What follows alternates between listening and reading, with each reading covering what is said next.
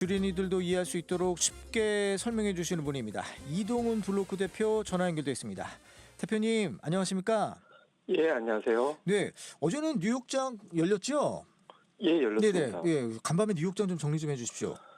예, 뭐 두 종목 개인기로 시장이 올라갔다 이렇게 보통 우리가 표현을 했는데 알파벳하고 이제 애플, 알파벳은 이제 구글의 모회사가 알파벳이거든요. 그래서 구글과 애플이 큰 폭으로 올라가면서 이제 지수를 끌어올렸다 이렇게 보면 될 것 같은데 뭐 시장이 지수가 올라갔던 이유는 이제 알파벳이 중요한 사업부 중에 이제 크롬이라고 있습니다. 네. 우리가 인터넷 접속할 때 최근에는 크롬으로 많이 이제 띄워가지고 검색을 하잖아요. 근데 맞아요.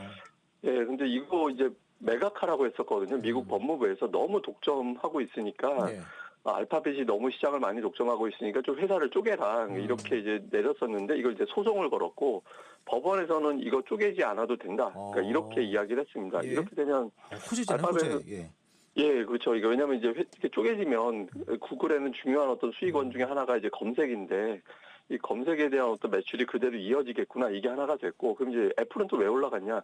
그 애플의 아이폰의 기본 검색이 구글로 돼 있거든요. 근데 이것도 이제 그대로 계약이 유지되게 했습니다. 근데 네. 이제 애플의 기본 검색을 구글로 유지해주는 조건으로 매년 알파벳에서 구글에다가 애플에다가 200억 달러씩 돈 주고 있었거든요. 근데 이게 혹시 끊어질지도 모르겠다라는 우려가 있었는데 이제 법원에서 이것도 정리를 해줬습니다. 이러다 보니까 두 겹이 불확실성이 해소가 됐다 이러면서 이제 큰 폭으로 올라갔고 그래서 네. 이제 나스닥을 끌어올리는 그런 계기가 됐고요. 다만 이제 다우는 좀 빠졌는데 오늘 고용지표가 조금 불안정하게 나왔거든요. 그래서 예. 고용지표가 조금 부진하게 나오다 보니까 이 경기가 좀 나빠지는 거 아니냐 이런 걱정도 동시에 해서 기술주는 오르고 나머지는 주춤하고 이렇게 좀 갈리는 그런 모습을 보였습니다. 예. 아니 저기 그냥 뭐 다른 얘기긴 합니다만 우리 보통 정치의 사법화 얘기 많이 하잖아요. 예, 이 예. 주식의 사법화도 이제 뭐 틀린 말은 아니네요. 예. 지금 미국은 뭐 다 법원으로 넘어가 있어가지고요. 근데 그 참, 법원으로 넘어가게 정책도 그렇고 하여튼 뭐 기업들도 지금 사실 알파벳 이 건도 정부에서 개입했다가 지금 법원에서 해소가 되고 있는 과정이 있잖아요. 그래서 그죠. 뭐 지금 관세도 거의 뭐 그렇고, 그죠. 예, 맞습니다. 그래서 지금 뭐 미국 시장은 법원 불확실성에 빠져있다 이런 이야기들도 많이 나오고 있습니다. 그렇군요. 아니 근데 이제 앞서 말씀해 주신 이런 구글과 애플의 강세 어떻게 미국 증시 흐름 바꿀 수 있을지 요거 궁금합니다. 예, 이게 이제 조금 전에 말씀해 주신 거하고 연동이 좀 될 수도 있는데, 그 빅테크 주식들이 대부분 다 이 반독점 이슈가 있거든요. 워낙 시장 점유율이 높잖아요. 그러니까 점유율이 높으면 아무래도 뭐 가격 결정권이라든가 이런 것들이 커지기 때문에, 이게 소비자들한테 좀 불리하다 이렇게 이제 판단을 하고 있고, 그래서 이제 법원에서 뭐 이런 쪼개기 같은 그런 어떤 이슈들을 많이 이제 제기를 하고 있습니다. 근데 이게 지금 사실상 법원에서 이게 아니다, 쪼갤 필요 없다 이렇게 판결이 났기 때문에 그러니까 빅테크 주식들의 발목을 잡는 반독점 이슈가 좀 해소된 것 같다. 그러니까 이렇게 시장에서는 나오고 있거든요. 예. 이렇게 되면 이제 아무래도 이것 때문에 예를 들어 알파벳 같은 경우는 주가가 재평가를 받을 수 있는 게 어쩌면 나중에 기업이 쪼개질 수도 있기 때문에 이만큼 이상 주가는 못 올라갈 거야. 이런 정서가 좀 있었는데 이게 좀 풀렸습니다. 그래서 뭐 예를 들어서 관련된 기업들은 뭐 알파벳뿐만 아니라 마이크로소프트도 좀 독점적인 기업으로 우리가 보통 보고 있거든요. 그죠. 그래서 예, 그래서 이런 기업들에는 불확실성이 제거되다 이렇게 볼 수는 있는데 다만 이제 뭐 시장에서는 주로 최근에 관심 갖는 건 AI 쪽이라서 이게 또 AI 관련된 이슈는 아니거든요. 그래서 예. 흐름을 바꿨다라기보다는 뭐 알파벳, 마이크로소프트, 애플에 좀 한정된 호재가 아니냐 이렇게 보는 것 같습니다. 예. 이번에 이 얘기 한번 해보죠. 이 지금 뭐 연준 인사들 발언들이 좀 잇따라 올라오는 것 같아요. 그래서 요거 좀 한번 정리 좀 해주시고 어떻게 좀 금리 인하와 관련된 뭐 멘트일 것 같습니다. 예, 이게 이제 곧 2주 정도 지나면은 미국에서 금리 결정하는 회의가 있는데 예. 이게 내렸으면 하는 거잖아요. 오늘 같은 경우는 뭐 금리나 확률이 이제 95%까지 올라갔는데 오늘 연준 인사들 발언을 잘 보면, 그러니까 다음 연준 인사 후보 중에 한 명입니다. 연준 의장이 될 것 같다 이렇게 이제 부각되는 사람 중에 크리스토퍼 월러라고 있는데 예. 이 사람은 이제 9월에 금리 내려야 된다.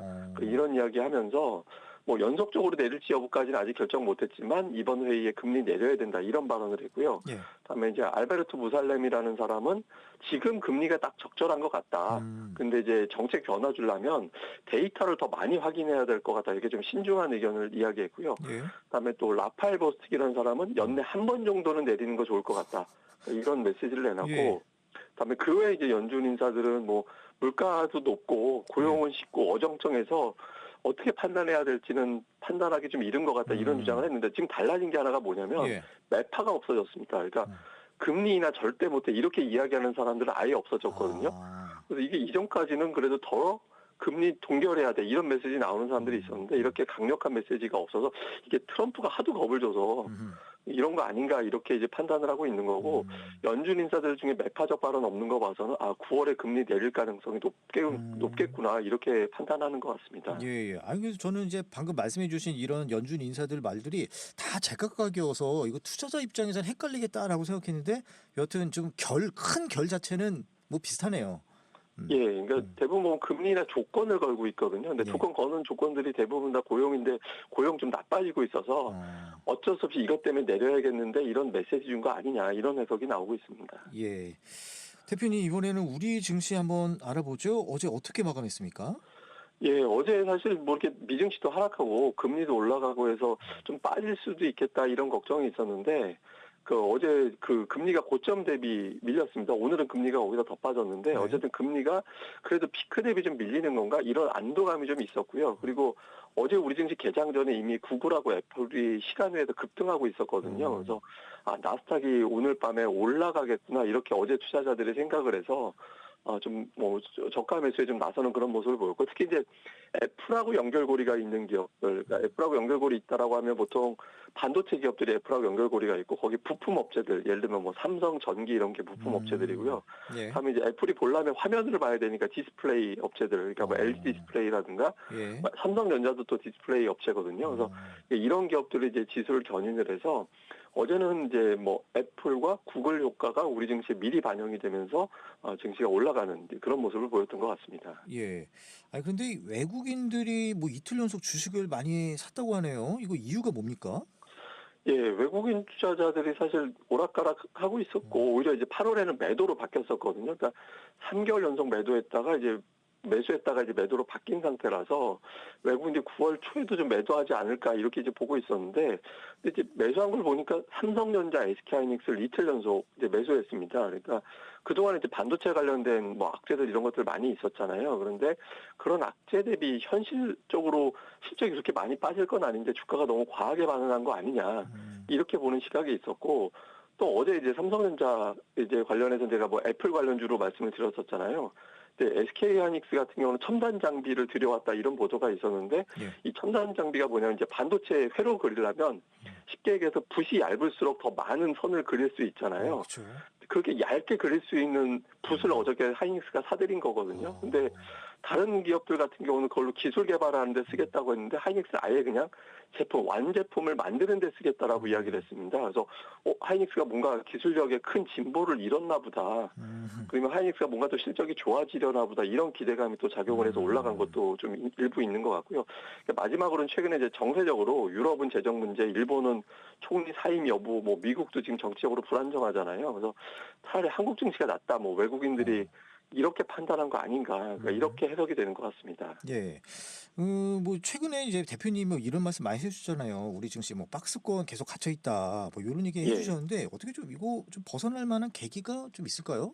언제로 보세요? 예, 시장이 좀 뭔가 변화를 주려면 결정적으로는 정책에 대한 어떤 변화가 나오는 게 가장 중요하거든요. 예. 예를 들면 과거의 주식시장이 하나의 추세를 가질 때 보면 대체로 재료가 금리 인하가 되거나 아니면 이제 경기 부양책을 아주 명백하게 쓰겠다 이렇게 당국에서 밝힐 때 예. 이런 스토리가 만들어질 때 주식시장이 추세적으로 움직이는 그런 모습을 보였거든요. 근데 예. 우리가 지금 생각을 해보면 가장 가까이 있는 게 FOMC 회의잖아요. 예.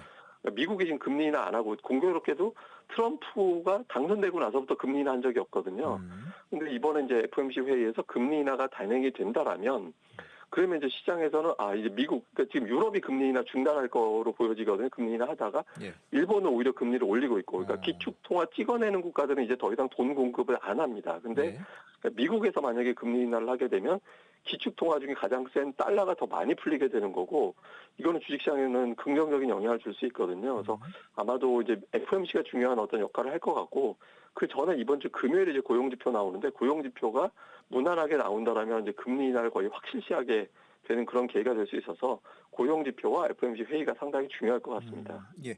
그럼 대표님 끝으로 오늘 주식시장에서 챙겨봐야 될 것들 하고 좀 간단히 정리 좀 부탁드릴게요.